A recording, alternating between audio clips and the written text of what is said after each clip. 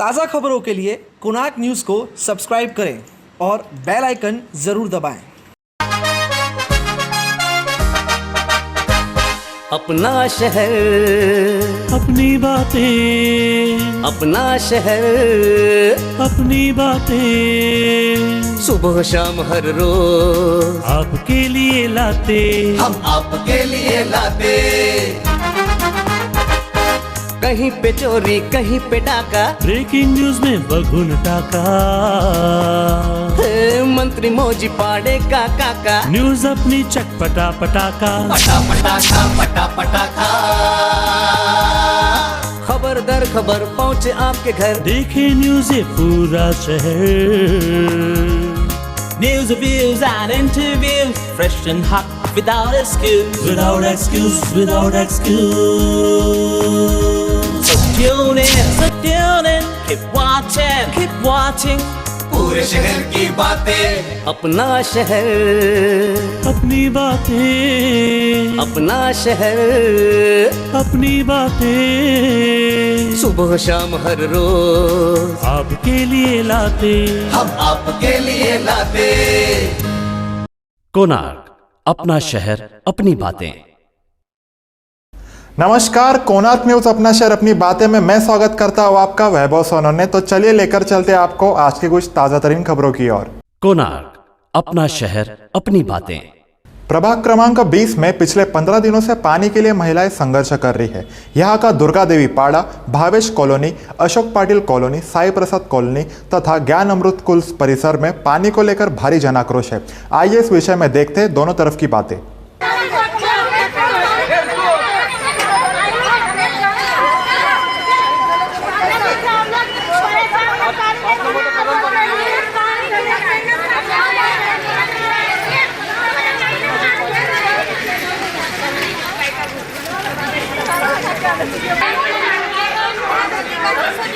कितने दिन से पानी की दिक्कत है? क्या 15 दिन से दिक्कत है पानी की ज़्यादा, लेकिन हम 15 दिन बोल रहे हैं। हम लोग आने वाले थे, आजकल में बोले पानी छोड़ेंगे, लेकिन छोड़ा नहीं है। मजबूरी में हम लोग को आना पड़ा है। पानी पीने को नहीं है घर में बिल्कुल भी। बच्चों लोग पानी बिस्लरी है ना, पैसा भी नहीं है कि हम लोग बिस्लरी ला के उसको पिलावे। दुर्गा पाड़ा, भावेश कॉलोनी, छोटे छोटे बच्चे लेके साई बाबा मंदिर बहुत हम लोग का। इतनी लेडीज बिना काम छोड़े करे इधर आके बैठे धूप में। हम लोग नाश्ता पानी कुछ भी नहीं किया। पानी नहीं है तो किधर से नाश्ता पानी करेंगे हम लोग? क्या करेंगे? पाणी मागता है मतलब मागता ही आहे बस। 15 दिवसापासून जास्ती प्रॉब्लेम नाही, त्याच्या आधी पण प्रॉब्लेम होता, परंतु आता पाणी इकडून तिकडून किती आणणार आम्ही? 15 दिवस झाले एक थेंब पाणी आलेलं नाहीये आणि किती पाणी आणणार? 100 रुपये रिक्षावाल्याला देणार का पोटाला खाणार? हा काय करणार? नाल्या गटारांचं पाणी आम्ही गाळून गाळून ते यूज करतोय। अभी आप क्या चाहते हैं? अभी हमको पानी चाहिए, क्या चाहते हैं? हमको खाली पानी मांगते हैं, हम दूसरा कुछ नहीं मांगते। अब बीमारी में ऐसे पानी यूज करेंगे तो और हम लोग बीमार हो जाएंगे। दुर्गा पाडासाठी MMRDद्वारे रस्ता रुंदीकरणामध्ये बाधित झालेल्या जलवाहिन्या टाकण्यात आलेल्या आहेत। त्या जलवाहिन्या, नवीन जलवाहिनी टेस्टिंग चालू असताना MMRDच्या ठेकेदाराने परस्पर जुनी लाईन बंद केलेली, नवीन लाईन सुरू न करता त्यामुळे त्या भागातला पाणी पुरवठा बंद झाला। त्यामुळे ह्या तिथल्या एरियातला काही इफेक्ट झाला। भावेश कॉलनी झाली तुमची, पुन्हा अशोक पाटील कॉलनी, साईप्रसाद कॉलनी, त्यानंतर दुर्गा माता मंदिराच्या मागचा एरिया, ह्या एरिया प्रभावित झालेला आहे।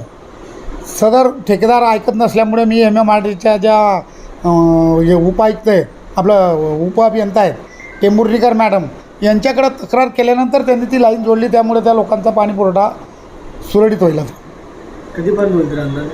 उद्या होऊन जाईल, उद्या 2 दिवसात होऊन जाईल। तक्रारी होत्या कशाबद्दल? वालमनबद्दल ज्या प्राप्त तक्रार ज्या महिलांनी दिल्या मला, वालमनला मी लेखी समजपत्र दिलेलं आहे आणि त्याला नियमाप्रमाणे काम करायला निर्देश दिलेला आहे। कोणार्क, अपना शहर अपनी बातें। हमने आपको दिखाया था कि प्रभाग क्रमांक 7 के रमाबाई अंबेडकर नगर, हनुमान नगर, गरीब नगर में सार्वजनिक शौचालयों की स्थिति खराब है। इस पर टीम ओमी कलानी ने शौचालय निर्माण नारी सम्मान के स्लोगन के साथ शौचालयों का पुनर्निर्माण का कार्य प्रारंभ किया है। आइए देखते हैं पूरी खबर।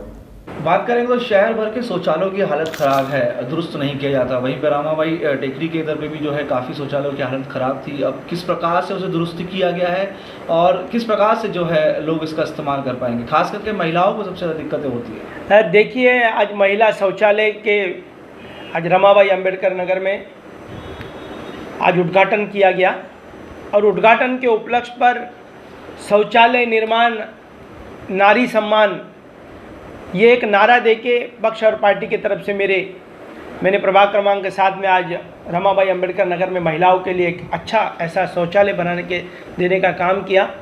उसी के बीच में आपने देखा होगा कि रमाबाई अंबेडकर नगर में महिला शौचालय और भी मैंने पहले बनाए हैं बहुत सारे।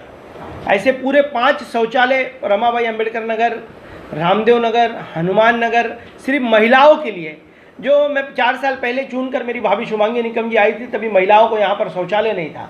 और बहुत विज़न रखकर हमने काम किया और बहुत कठिनाई परिस्थिति में इन पहाड़ों पर गाड़ी लेकर जाना, सड़कों का निर्माण करना, उसके बाद में टॉयलेट बनाना, इसके लिए मैंने इस बार नारा दिया है मेरी पार्टी और पक्ष की तरफ से आदरणीय ओमी कलानी जी की अध्यक्षता में काम करते हुए कि शौचालय निर्माण और नारी का सम्मान, इसके लिए मैं सभी नगर सेवकों को अपील करूंगा कि अपने अपने वार्डों में शौचालय का निर्माण करें और नारी का सम्मान करें। इसी के कड़ी में मेरे प्रभाग में जो शौचालय निर्माण का कार्य किया है, मैं तहे दिल से मेरे पार्टी के प्रमुख ओमी कलानी जी और हमारे पंचम कलानी जी, मैं आभार प्रकट करूंगा कि इन्होंने मुझे साथ दिया और मैं महानगर पालिका से फंड्स लाने में मैं कामयाब रहा। आने वाले दिनों में जो और भी शौचालय संत ज्ञानेश्वर नगर और रमाबाई अंबेडकर नगर जैन शौचालय, उसका भी जल्द से जल्द मैं काम चालू करने वाला हूं। आपने देखा होगा कि सीमेंट कंक्रीट की सड़कें भी यहां पर पहली बार बनी हैं। आपने देखा होगा कि एलईडी लाइट्स के निर्माण का भी काम पहली बार इस गरीब बस्तियों में, हमारे स्लम क्षेत्रों में हुए हैं। आपने देखा होगा कि हनुमान नगर में पानी पहुंचाने तक, नई बस्ती को पानी घर घर तक पहुंचाने के लिए जो लोग तरस रहे थे, सालों साल लोग पानी की समस्याओं को लेकर दर दर भटक रहे थे, उस पानी की समस्याओं को निवारण करने के लिए मैंने ऐसे एक नई पाइपलाइन डाली जहां पर लोगों के, हनुमान नगर के लोगों के घर घर तक 100% पानी पहुंचाने का काम चुनावी वादा मैंने पूरा किया है। इसके साथ ही अन्य शौचालयों की भी हालत ख़राब है, उन पर किस तरीके से काम किया जाएगा, क्योंकि समय काफ़ी कम पड़ा है। देखिए, संत ज्ञानेश्वर नगर के जो शौचालय है उसको भी जल्द से जल्द मैं 15 दिनों के अंदर काम चालू करूंगा। रमाबाई अंबेडकर नगर के जैन शौचालय है, उसका भी कार्य निर्माण काम चालू करूंगा। और बात रह गई कि शिवसेना के कुछ नेताओं ने जो गरीब नगर के शौचालय के लिए उपोषण किया है, उनकी मांग बहुत सही है, उनकी मांग का मैं आदर करता हूं और मैं कमिश्नर महोदय जी से बात भी किया था और आने वाले दिनों में उसका टेंडर प्रोसेस में वो शौचालय है, आने वाले दिनों में उनकी मांग को देखकर जल्द से जल्द वो भी शौचालय बनाया जाएगा। कोणार्क, अपना शहर, अपनी बातें। टीम ओमी कलानी के खासम खास पंकज तिलोकानी पिछले काफी समय से कुछ शरारती लोगों द्वारा सताए जा रहे हैं। ऐसे में स्थानीय पुलिस भी उनकी सहायता नहीं कर पा रही। आइए देखते हैं पूरी खबर। देखिए, 2020 में भी ऐसा हमला हुआ था, मेरी गाड़ी को जलाया गया था। वो टाइम पे भी मैंने 435 CR करके 1 नंबर पुलिस स्टेशन में FIR कराई थी 11 लोगों के खिलाफ। उसमें मैं बार बार गया पुलिस स्टेशन, आए थे सचिन शिंदे, उनसे मैंने बार बार पूछा कि क्या हुआ भाई, मेरे गाड़ी ऐसा जलाए गए, बीचों बीच मेरा घर जो है वो बीच मेन रोड पे है, उसके बावजूद भी इनकी इतनी हिम्मत है, मेरी गाड़ी जलाई गई।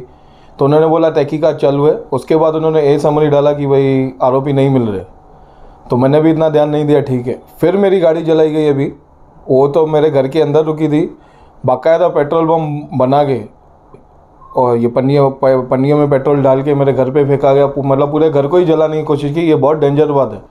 उसके बाद भी मैंने 436 FIR कराई अब 1 नंबर पुलिस स्टेशन में। बार बार गया मैं, PI कदम साहब के पास गया, न्याय की गौर लगाई कि क्या हुआ भाई, मेरे आरोपी मुझे आए दिन मुझे घर वाले डर में जी रहे कि इतना बड़ा हादसा हो गया और तू कुछ कर नहीं रहा है और पुलिस वाले कुछ कर नहीं रहे। उनका एक ही कहना था कि हमारी तहकीकात चालू है, आरोपी मिल नहीं रहे।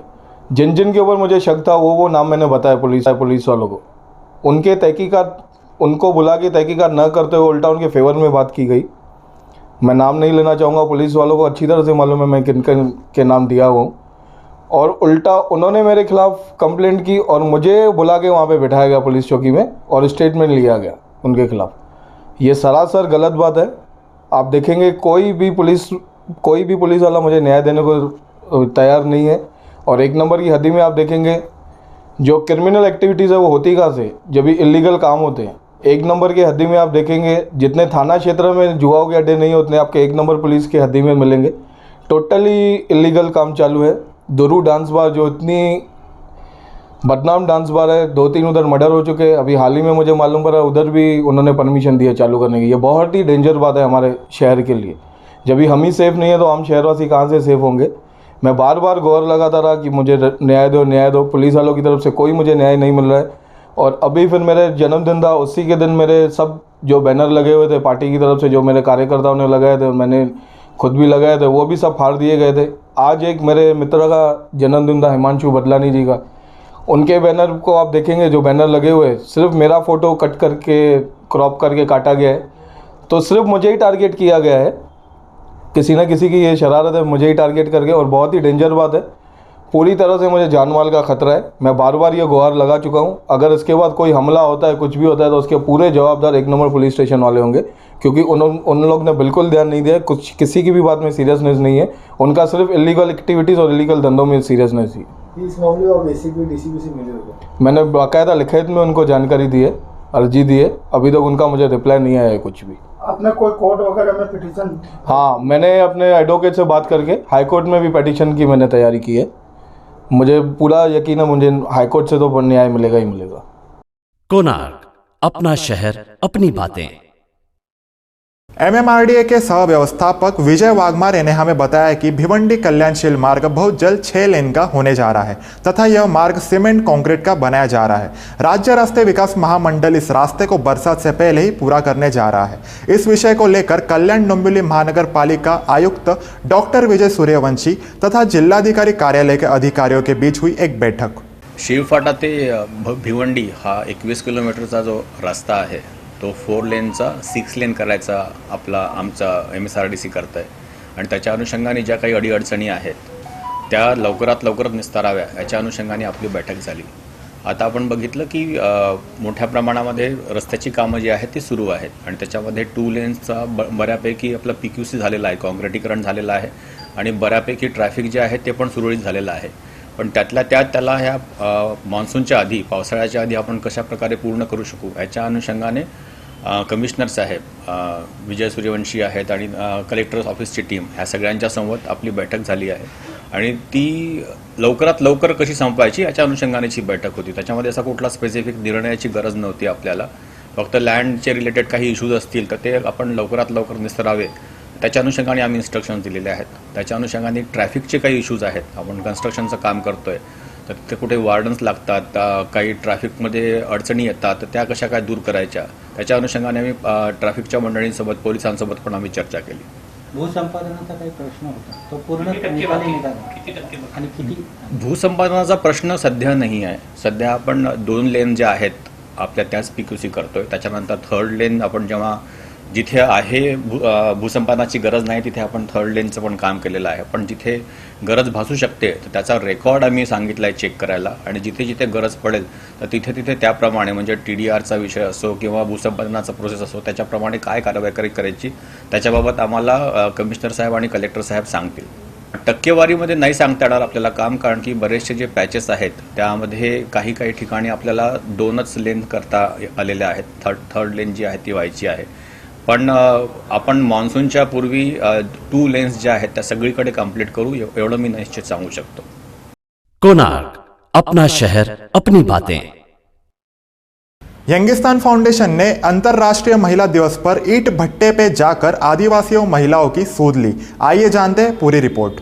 विश्व महिला दिवस यंगिस्तान फाउंडेशन ने कुछ इस तरह मनाया। यंगिस्तान फाउंडेशन कुछ युवाओं द्वारा समाज के दुर्लभ घटकों के लिए शुरू की गई एक पहल है। कॉलेज जाने वाले नौजवान युवक युवतियां इस तरह का प्रशंसनीय काम कर रहे हैं, यह एक अनोखी बात है। 8 मार्च के दिन पूरे विश्व में महिला दिवस मनाया जाता है, पर समाज के कुछ पिछड़े वर्ग की महिलाओं को यह तक पता नहीं था कि महिला दिन भी कहीं मनाया जाता है। ऐसे ही एक अंबरनाथ के ईंट भट्टी इलाके में जहां गर्मी अन्य इलाकों से ज्यादा थी, वह काम करने वाले महिलाओं के बीच यंगिस्तान फाउंडेशन ने जाकर साड़ियां बांटी।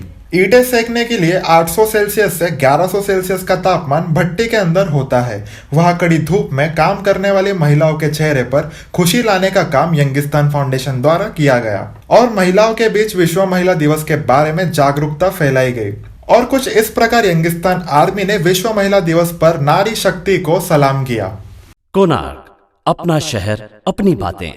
उल्लासनगर के विठलवाड़ी स्टेशन के समीप गरीब तबके के लोगों को सस्ते में घर देने का वादा बहुजन चळवळी के कर्मवीर नेता सुनील खांबे ने किया है। आइए देखते हैं पूरी खबर। संपूर्ण ठाणे जिल्ह्याला खांबे साहेबांची ओळख आहे आणि खांबे साहेबांचं मूळ जे स्वभाव आहे, त्यांचं जे प्रोटोकॉल आहे, त्यांनी आज या अगोदरही आंबेडकर रोड ठाण्यामध्ये 3-4 बिल्डिंगचं कंस्ट्रक्शन केलेलं आहे आणि तत्पूर्वी खांबे साहेबांनी RTOची नोकरी सोडलेली अधिकार पदाची। त्याच्या मागं फक्त आणि फक्त गोरगरिबाला न्याय मिळवून देणं, त्यांचा आवाज बनवून या व्यवस्थेच्या छाताडावर बसणं, त्यांना त्यांचे अधिकार मिळवून देणं आणि जसं आता त्यांनी सांगितलं की अन्न वस्त्र निवारा हा मूलभूत गरजा आहेत आणि त्याचे सोर्स प्रस्थापितांनी जरी काय हक्क नाकारले असले तरी खांबे साहेबांच्या नेतृत्वात ठाणे जिल्ह्यामधील तमाम आता इथे जी जमलेली लोकसंख्या आहे त्यामध्ये पाहता आपण सर्व तरुण वर्ग मोठ्या प्रमाणात आहे। खांबे साहेबांचं जे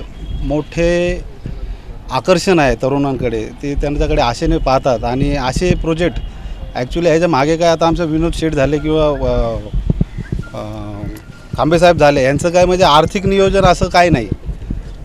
त्यांनी सांगितलं की रोजगाराची संधी उपलब्ध होईल, कमी भावामध्ये जे आवाकाच्या बाहेर गेलेले जे रूम आहेत ते गोरगरिबांना स्वस्तामध्ये उपलब्ध होईल आणि एक चांगला उपक्रम त्यांनी कल्याणमध्ये राबवलेला आहे। त्यांची 2-2.5 वर्षापासून ओळख आहे, सोबत ते काम करत आहेत। भरपूर ठिकाणी त्यांनी अशा जमिनी घेऊन ठेवलेल्या आहेत। तर भविष्यात आंबेडकरी मुवमेंट कशी चांगल्या पद्धतीने रेटता येईल, कशी वाढवता येईल, तर हेच ते दिवसरात्र त्यांचा विचार असतो। गेले अनेक वर्ष म्हणजे माझं सामाजिक क्षेत्रामध्ये 35 ते 40 वर्ष सामाजिक कार्यामध्ये माझं प्रोफाईल आहे। परंतु आम्ही फुले शाहू आंबेडकरी विचारधारेचं काम करीत असताना अनेक अडचणींना सामोरे जावं लागतं। तर काही गोष्टी म्हणजे आर्थिक ही सगळ्यात महत्त्वाची बाब समजली जाते, बाकीचे उद्योगधंद्यांना जास्त प्रायोरिटी दिली जातात। तर माझाही संकल्प आहे, विनोदभाई म्हात्रे हे आमचे जुने सहकारी आहे।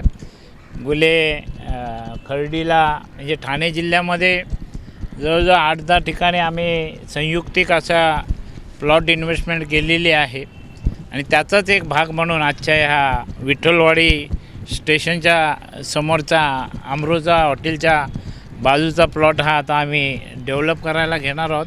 गेल्या अनेक वर्षे या ठाणे जिल्ह्यामध्ये जवळ 7-8 प्लॉटिंगमध्ये आमची इन्व्हेस्टमेंट आहे आणि चांगल्या पद्धतीने ही डेव्हलपमेंट आम्ही या उल्हासनगर शहराला या विठ्ठलवाडी स्टेशनच्या बाहेर अल्प दरामध्ये आम्ही उपलब्ध करणार आहोत आणि आज त्या कार्यक्रमाचं उद्घाटन झालं या ठिकाणी मी जाहीर करतो आणि आपण सगळ्यांना आजच्या कार्यक्रमाला येऊन ज्या शुभेच्छा दिलेल्या आहेत तुमच्या सगळ्यांचे आभार मानतो। एवढं बोलून इथेच थांबतो। जय भीम, जय भारत, जय संविधान। कोणार्क, अपना शहर अपनी बातें। हवाई यात्रा में बदतमीजी करना कितना महंगा पड़ सकता है, यह कोई एयर फ्रांस फ्लाइट के एक यात्री से पूछे। आइए देखते हैं ये दिलचस्प खबर। पेरिस दिल्ली की फ्लाइट में एक शख्स का बदतमीजी करना उस पर भारी पड़ गया।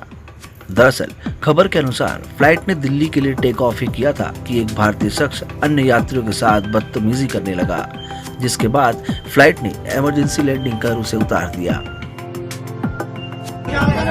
पंजाब, पंजाब, मोदी, मेरे मोदी भाई, ये छोड़ो,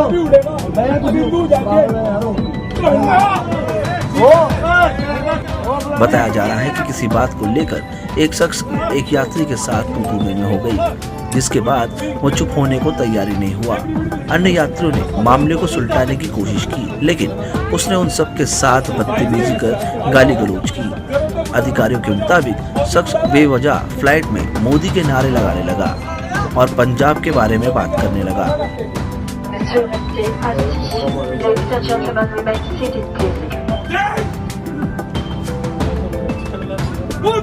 इस शख्स के बर्ताव को देखकर जब फ्लाइट अटेंडेंट ने उसे शांत कराने की कोशिश की तो उसने अटेंडेंट के साथ भी गाली गलौज की और अपने ऊपर आपा खोते हुए कॉकपिट के दरवाजे पर धक्का मार दिया। अधिकारियों के मुताबिक इस शख्स के इस तरह के बर्ताव को देख यात्री बेहद घबरा गए थे, जिसके बाद पायलट ने बुल्गारिया की राजधानी सोफिया में इमरजेंसी लैंडिंग कर इस शख्स को उतार दिया। जानकारी के मुताबिक लैंडिंग के बाद शख्स को फ्लाइट से बाहर निकाल अधिकारियों को सौंप दिया गया। अधिकारियों ने मामले पर बात करते हुए कहा कि इस शख्स पर फ्लाइट की सुरक्षा को खतरा पहुंचाने का आरोप लगाया गया है और अभी उसके असल मसूबे का पता लगाया जा रहा है। आपको बता दें, अगर वह मामले में दोषी साबित होता है तो 10 साल की सजा सुनाई जा सकती है। भाई जी, आ जाओ, जरूर तो बुला रहा हूँ, आ जाओ, मोदी बुला रहा है, मोदी के हाथ मत लगाना। Monsieur, restez assis. Ladies and gentlemen, remain seated, please.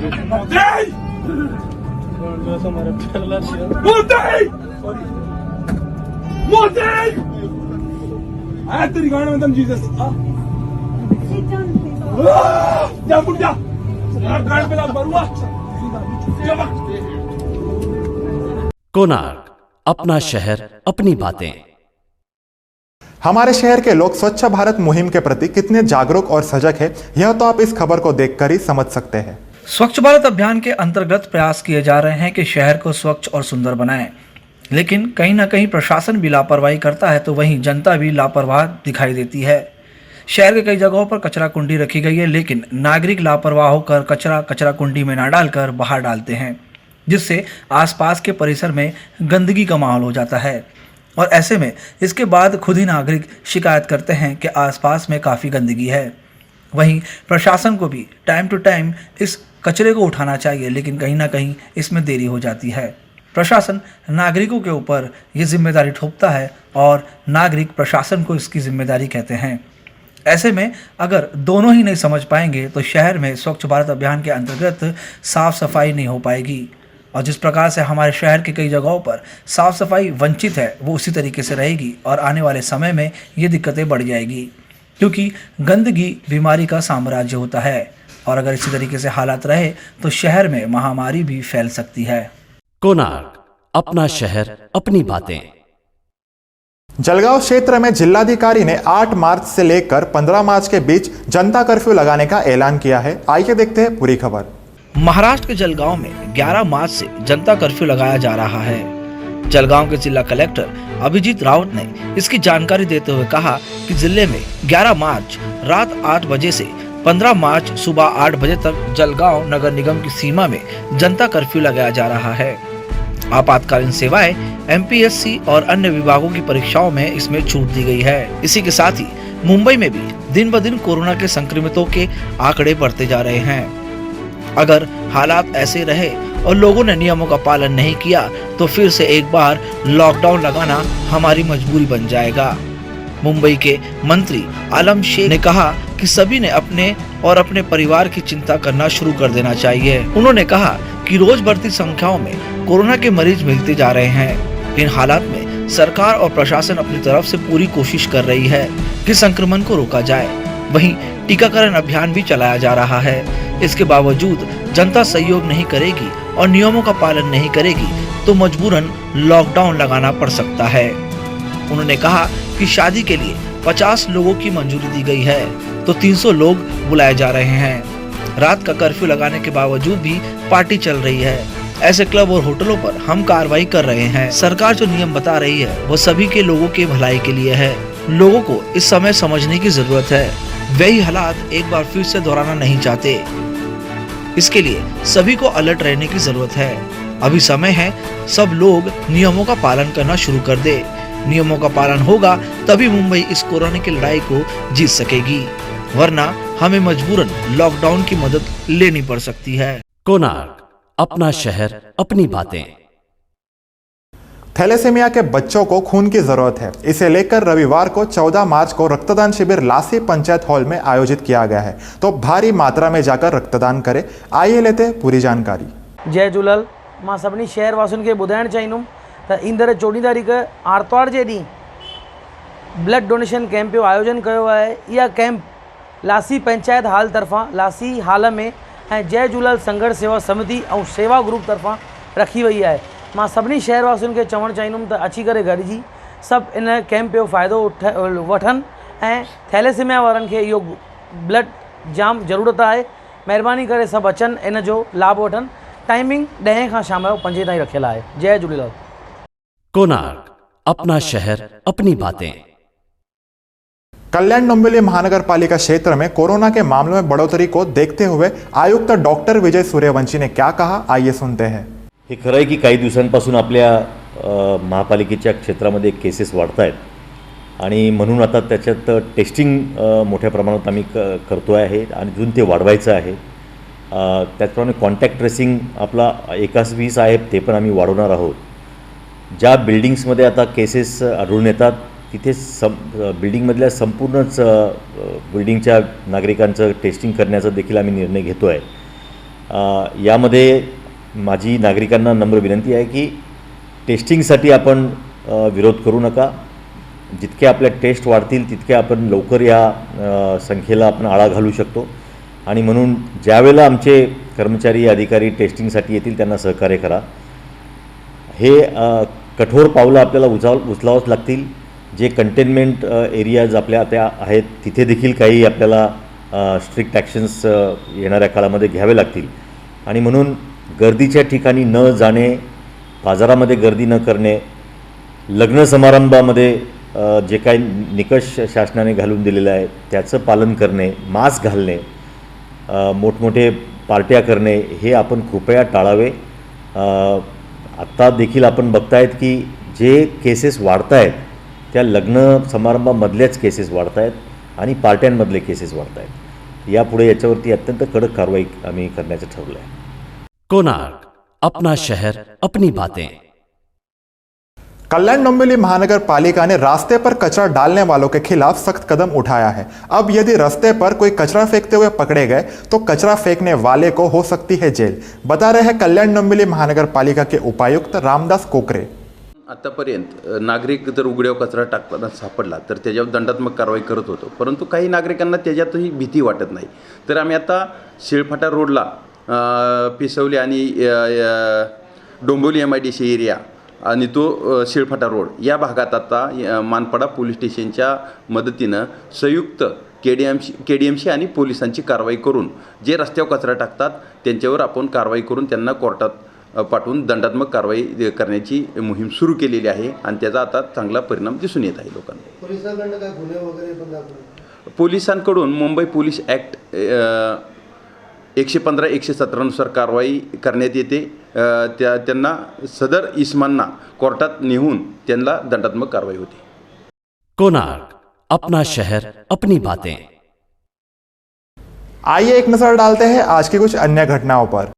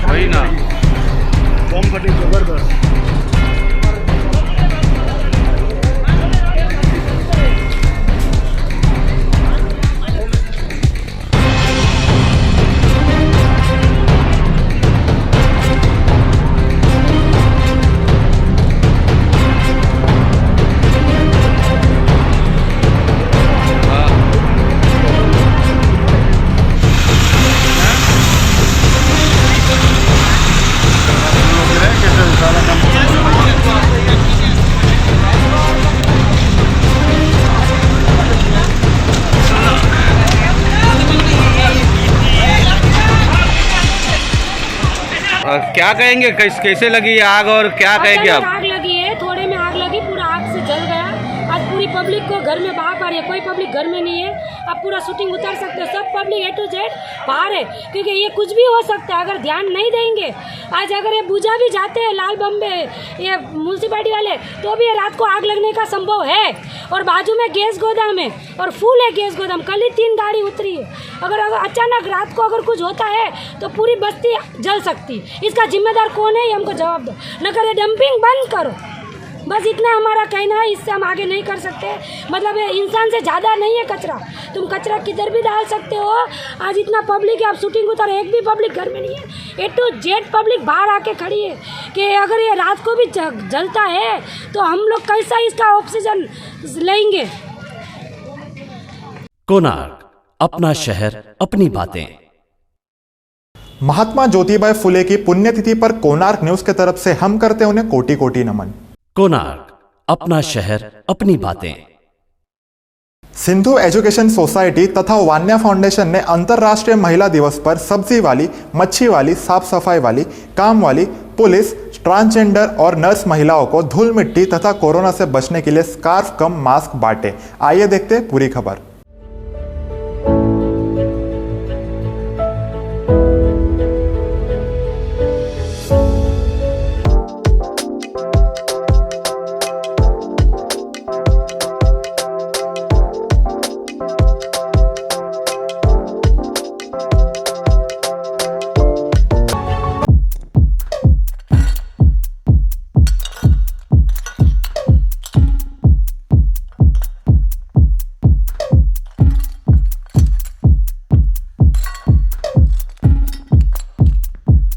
Samurai sword on my back.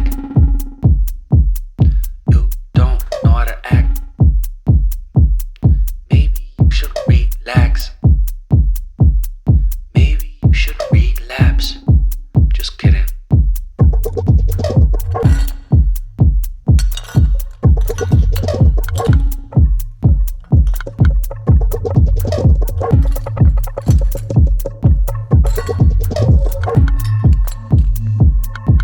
Stop, stop, stop, stop, stop, stop.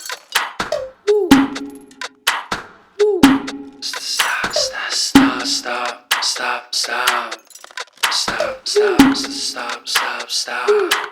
Stop, stop, stop, stop, stop. Stop, stop,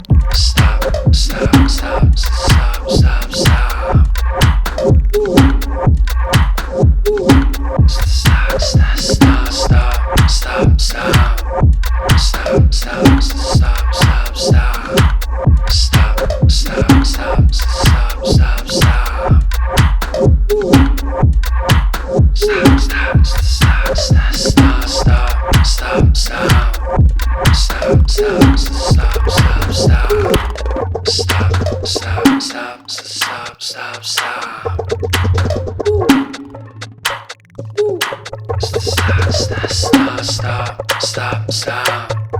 Stop, stop, stop, stop, stop, stop, stop, stop.